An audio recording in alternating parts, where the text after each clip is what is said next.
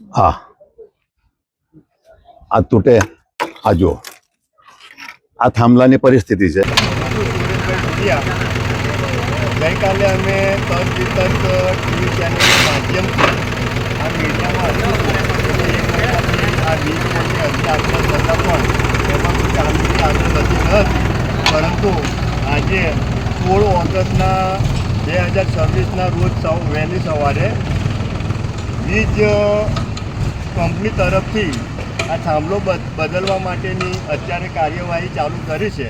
તો આ બદલ હું વીજ કંપનીનો આભાર માનું છું.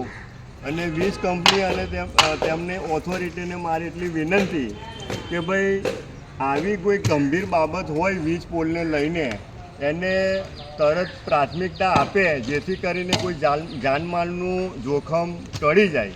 તો આવા જીવલેણ કોઈ બનાવ ન બને તે માટે વીજ કંપની આવી બાબતોને પ્રાથમિકતા આપે તેવી મારી એમને નમ્ર વિનંતી છે.